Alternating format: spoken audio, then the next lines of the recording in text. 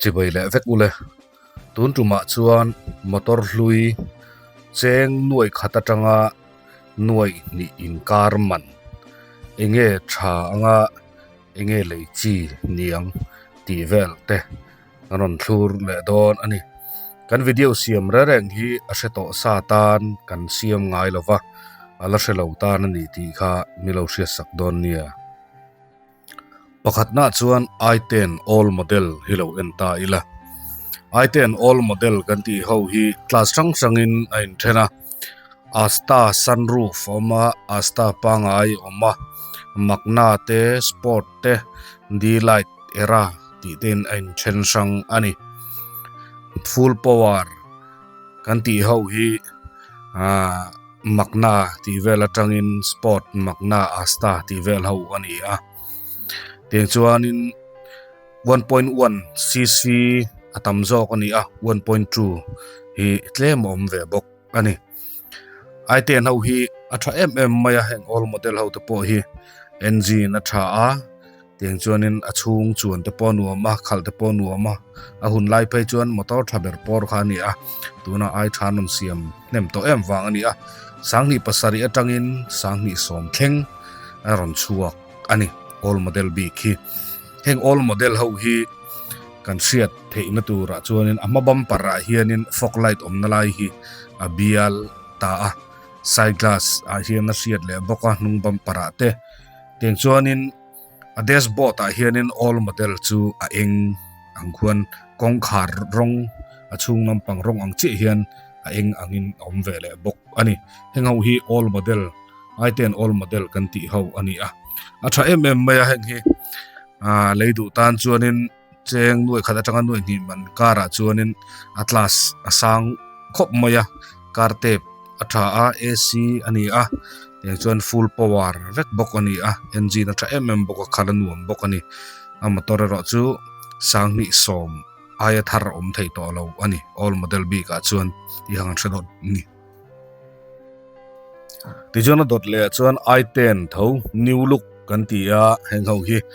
kan sia chan dan tur chuan ama bumper fog light omna lai hu a sol do pe uta hei all model a chuan a bial ani a tuna hi chuan in ron sol ta a side glass a control na te po tin ron om ve a eng chuan in achung lampanga po a dashboard hi han entaila a dashboard khu hu adum rong ang khuan om ta all model a khachuan a eng ani a tuna chuan hu rong atang ta deya kartep te po rod danglam deu ta ani heng hi i10 new look kan ti ho bi ka kha ani a i10 ho hrim hi atha maya tunmi i10 new look kan ti po hi 1.2 cc ani a khalanu ba maya amanang huwa chuan la tha maya kan soifin lolonga i10 all model le i10 new look hi aman po resale value po alo hlui do to wangin a tawlu tuk to lova i10 all model ho kha cheng nuai khat le nuai khat sing ni ti velin leitur om tlangpuya nuai khat singa chuan chunglam chuan all model hi leichi ani to lova atau bera nuai khat sin thum a that viu chuan khat nga te pon alangam om mai thei ti chawani to ni tiangjon i10 new look ho hi nuai khat singa athapa ngai chu nuai khat singa angvel a value ganda thei anga tiang vel chu alani a nuai khat atanga nuai khat sing riat thengaron chiar te po anom ve thina chu are pangai tuna resale value big chu ani a nuai khat singa vela thapa ngai tak leitur kan hmuni chuanin leipo ala lei ngam viu ni ti kha kan soitel du a achak tha a chuar nu ama khalanu am boka nuai ni nuai lama chuanin leitlak takani ti kha kan soi bok ani adot le chuan ion Hyundai company tho kan en le anga ion hi motor khal nuam kati pol tak mai ani a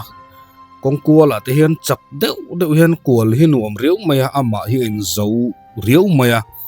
khalanuam emema amalampang bumper hi tlemin niam deuh wa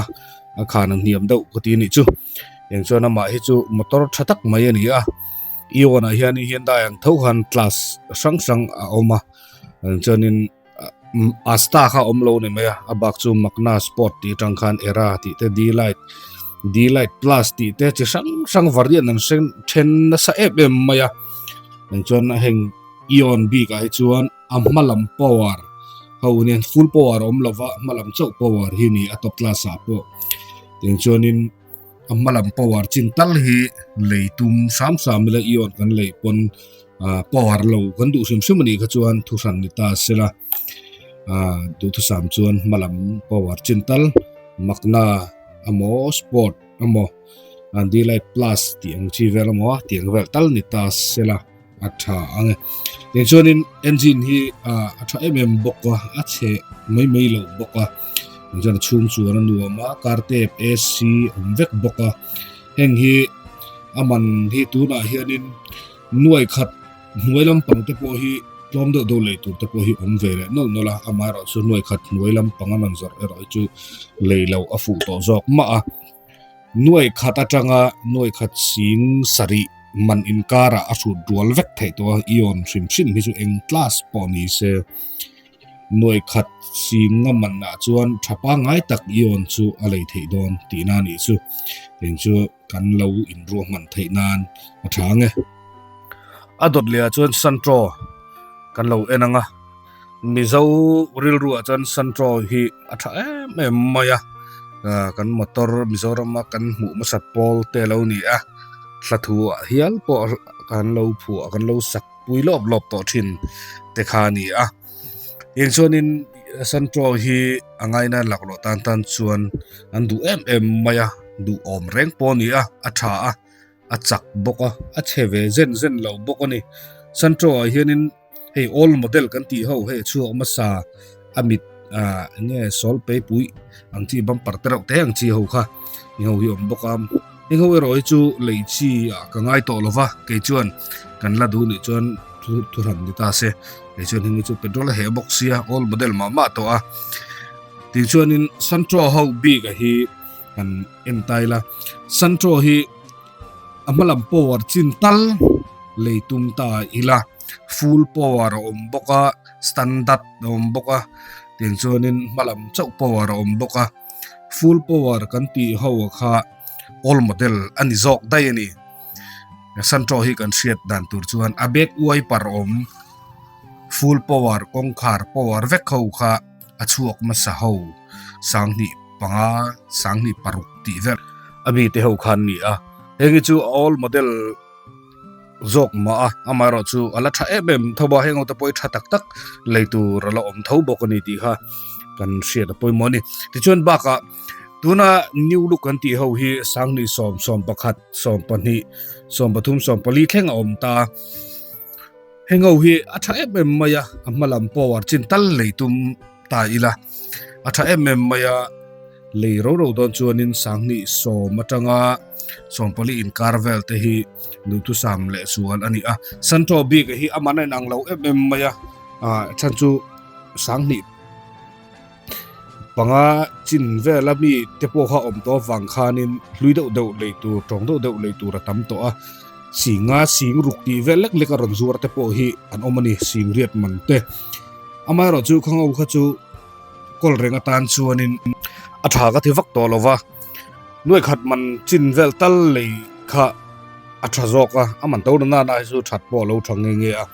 teng chuanin sangni som bakhat ti vel bor so pani ti vel bor ang kha nuai khat atanga nuai khat le sing riat INKAR santro sim chu da thei ani to e chon nuai khat sing thum sing li singa man vel phai chon thadeu santro le thei to ni nuai khat singa man chu santro kan le ni chuanin new look ani nge bokonga that po thavi bang a fresh view tur ni ti kha kan ngai dan ani noi kha singa mana chon sang ni som pakhat som pani model chunglam tal ani ngei po karing boka amananga chumchu tunlai a market price value anga da taila athange tijon Maruti lama anlu chawila durangan hulai hi Alto 810 tia mase Alto 800 all model tila kan sei sual lo zok ange Alto all model ho khani hengho hi hun lai te ka thavi wa tu na pola tha amai ro chu tu na jon tle min a hlui chan chang deuh to a amai ro chu sang ni som bakhat model ti vel tha deuh leitur te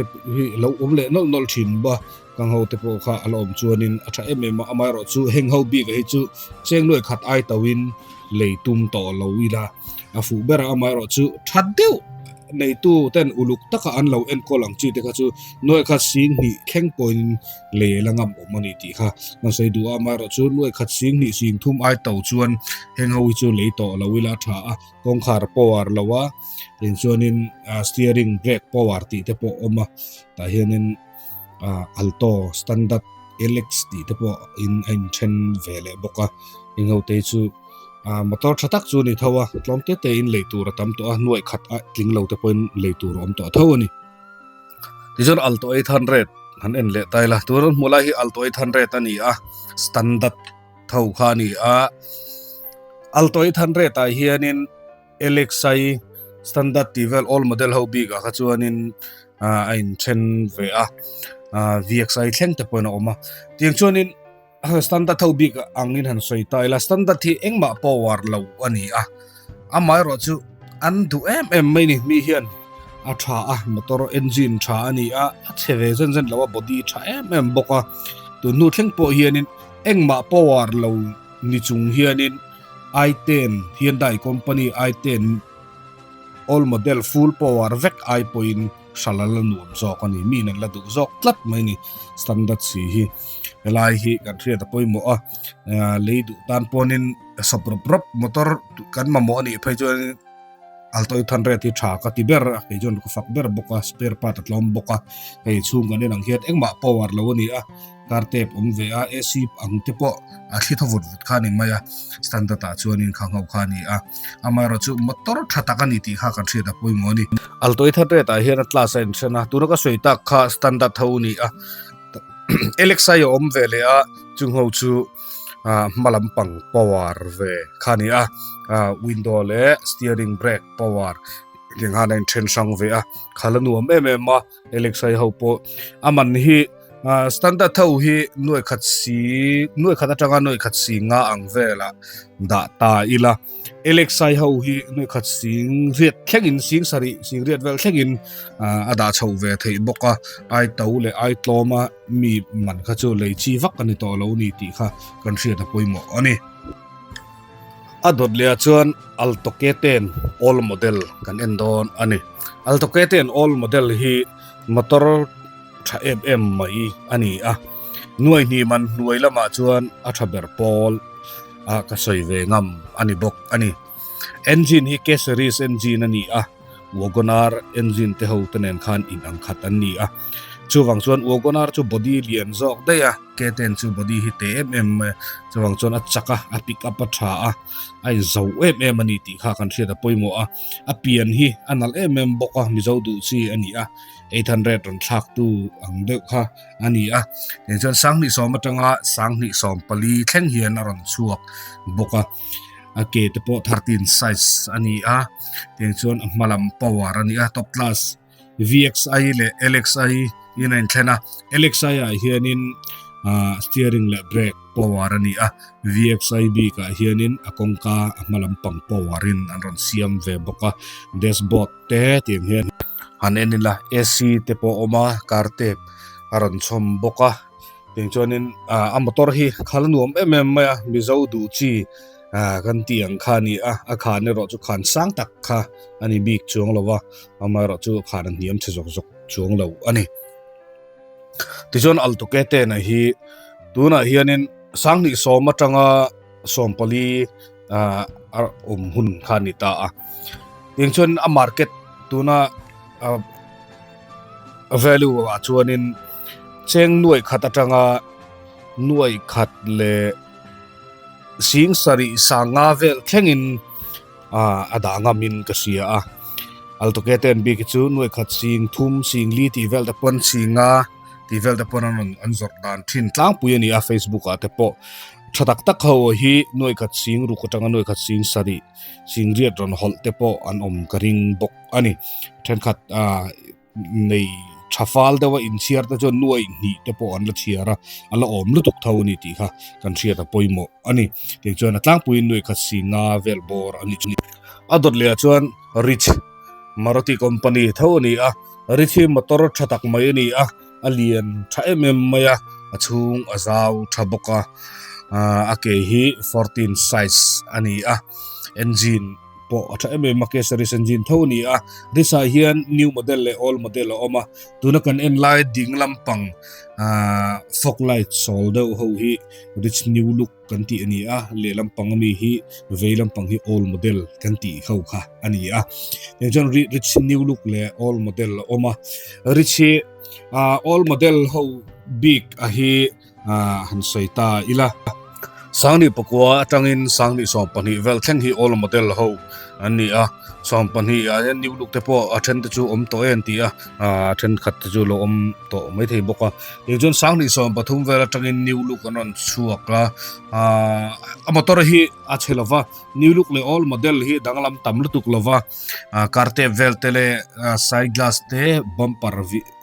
tivel bor ni maya achung ai nang khat de uvek boka new model le all model kha adanglam lutuk chuang lo ni ti kha thri ta poimu a tin chol kan muang hian apian te po hi anal ani tin chon in sang all model ho bi ga hi nuai khat atanga nuai khat ai tlom po om tho la chugin nuai khat singa ai to lovin leitum to la tha de te chu le tur oma tinan all model a po la fresh deu an chei num deu ang chi te chu noi ka sin sari ti vel theng point ala le ngam lu tuk thoni new look big hi sangni so bathum som pali so ponga som paruk model vel an ni a hengower oi chu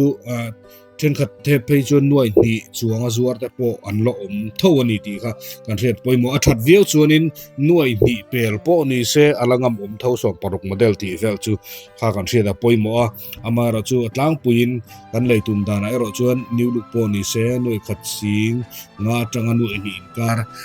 mananga da ta thau tai la a thau me tiang chuanin kan leidon pon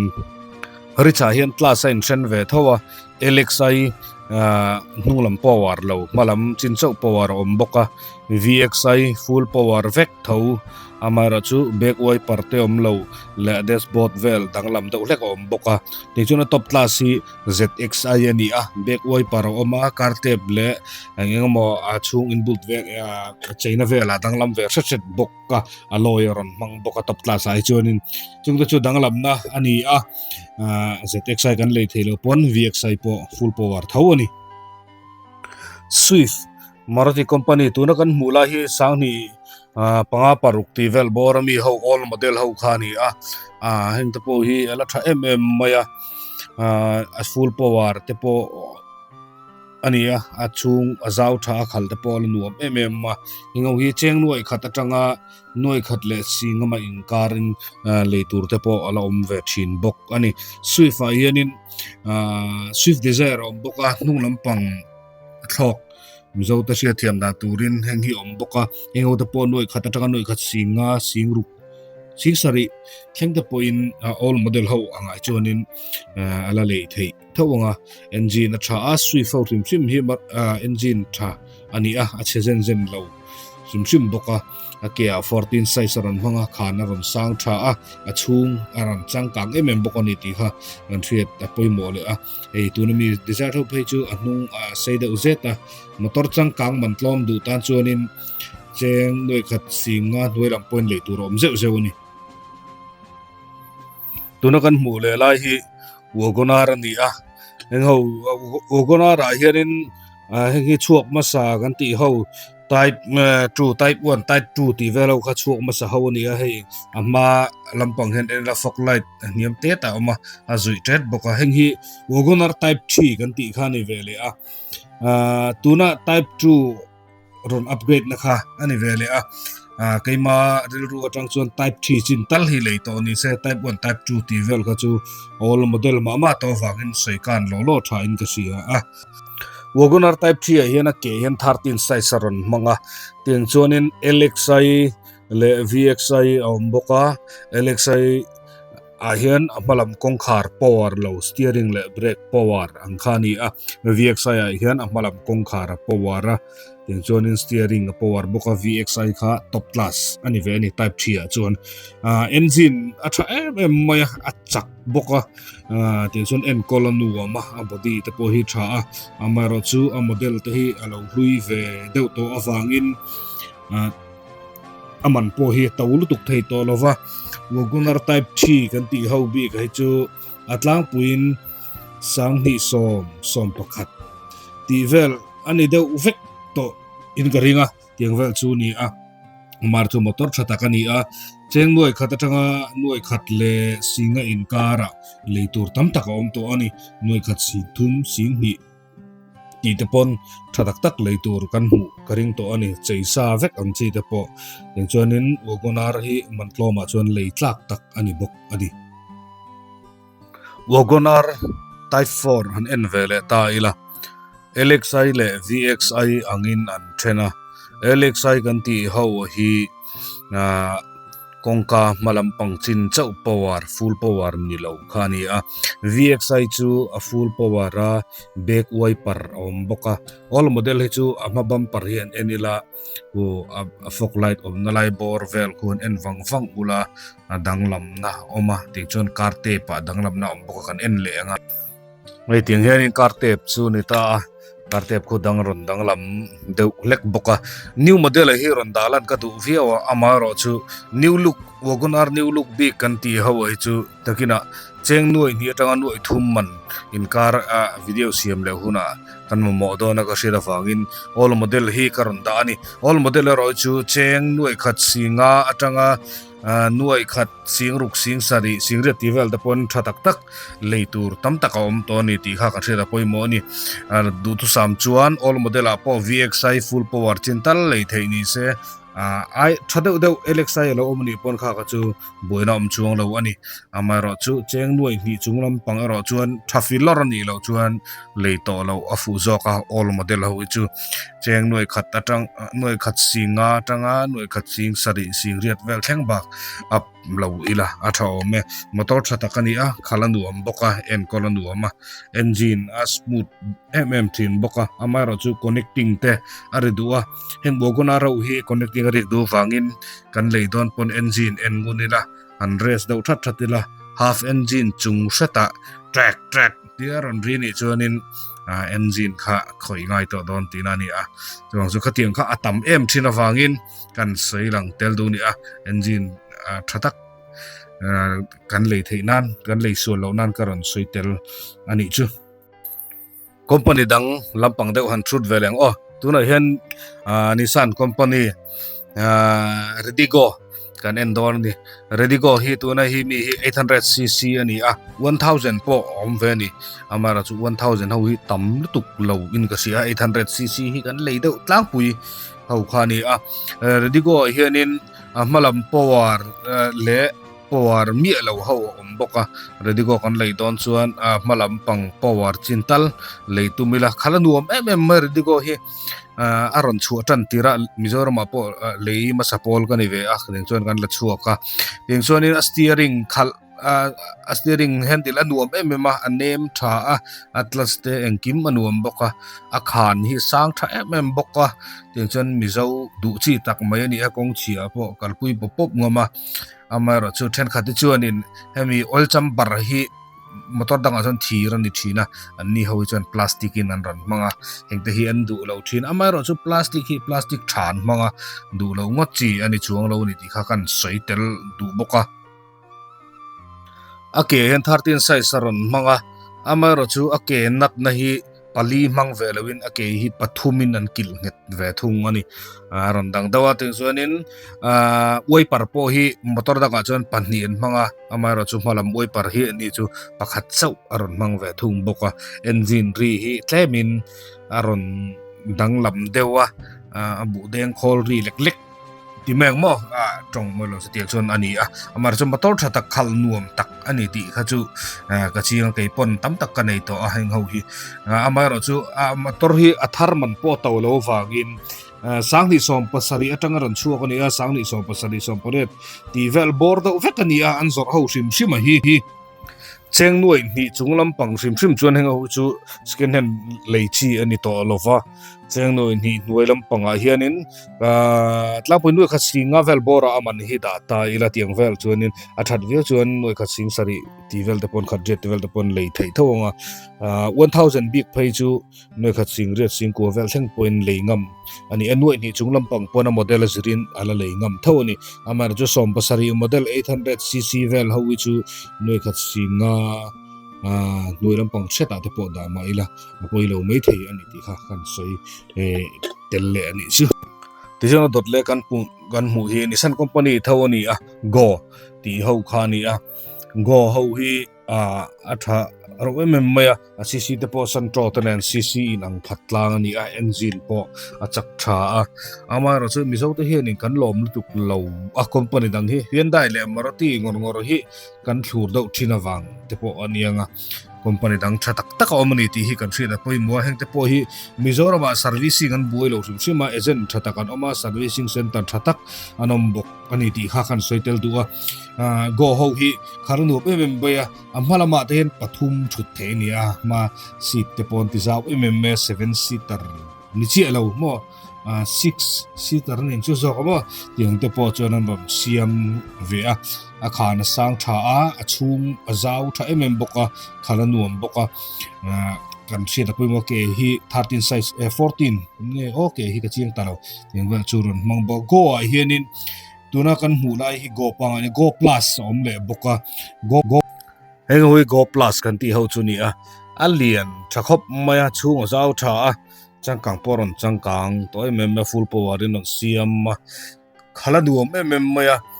heng te mizo te hian nga tinge o kan lom lo ka ti spare part kan hlau thong deuh ni te poina langanga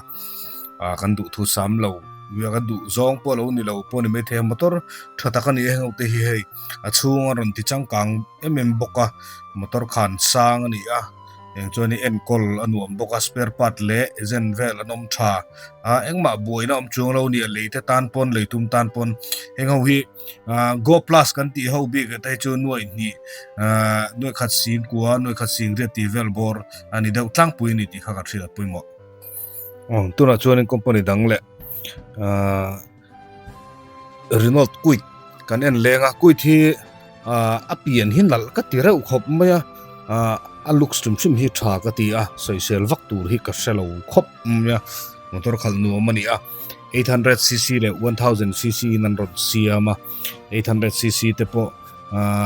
thadau de leitur sang ni som pasari som paru som pariat tivel model thadau de leitur tam taka oma aman hi 800cc ho bi ga hi ku thi an chiar tau se thin viawa tharman po tau lu tuk chuang lo chu wangani nga noi khat singa nuain leitur tam taka oma ting chon 1000 ho bi ga ro chun noi khat singa chunglam pang te poni ve noi khat singa nuai pon 1000 poi leitur tam taka om to ni ha se da poi mo ting chon in nei kongkat malam pang power ang te pon ron siama ting chon full power top class anga te po anon siam boka changkang te do in ron siama ku thi khalanum maya ai class sang te po ai duram hian nei du la mai ro chuna kina motor man to do chin kan ti te ko kan na shoot chho le nga motor khalnuam takani ning chon engine vel te chu ready ko kan ti ho ten khana ri point ang khatlang view in ka ri chung te po kartep te khating ten khana ron thuam thavel tu tho ac vek tho bokani atlas sang hi tam khopa rxt rxz ti te rxl ti te om nuin ka ria tiang khan class sang hian in nan ron then ve petrol engine ani motor noi lampang changkang ve si du tan chuan Kwid hi leichi takani atop na beratan beat awan sial rebrem beat hi kan siat chewangin company inna ankal sandeu to anga kan ngai khani amara chu pathi leitur tam takalo oma Chevrolet B ka chuanin Chevrolet company B ka chuanin beat hi la lei tlak pol ni in kala sia pat pol ei tur la nual ni ti kha kan sei lu chang kang ro maya chung te pon thuam tha petrol engine le diesel engine in an siama petrol engine hi mizo chuan kan du zok ma diesel engine ero chu kan ngai na la tuk lova tin chuan in tuna hian thadeu deuh lei tur aizola te po hian in mizoram ma hian la omani ti ha kan thria poimo khala nu ma abudi hi nget em tin chuan in bit ngai na ho hi WhatsApp group te po hian siam ka ria aizola phei chuan in pol ho ang te po hian in an oma bit lover ti ang te po nin ka sia ka chiang to lo an cheya ti hian in chang kang tak doin an siam thina ei te an chei te po nal khop mai ti han bit hian cheina sa aizola po hian tam deuh thadeuh deuh lei tur omani chuwang chuan bit leitum tan chuan in spare part hian har satna lo lem lo ani engamo engine pui te chu lo thiat in sem motor Hyundai company te pon company po zuk lei tumila engamo lai den kan nei lo cha nga yan ti zel tho ejen lia do te pon chuwang chuan in khlau thon lo tur am te neu khatiang ang chedung chi chu lei tur om zel thapa ngai kan ti ho hi noi khat atanga noi khat sing ni sing thum ti velin lei tur oma thadeu kan ti ho hi noi khat singa tanga sing ruk sing sari noi ni chungoron zuar da pon om thin an cheina sat dana serin amara chu cheilo pa ngai thapa ngai kan ti ho chu noi khat sing thum si li singa vel ni ro se ti han cheng noi khata tanga noi ni manin kar te chu kan han soi do zungzunga tlangpui do chawang kan soi vek se na ni lova kan traffic lo boka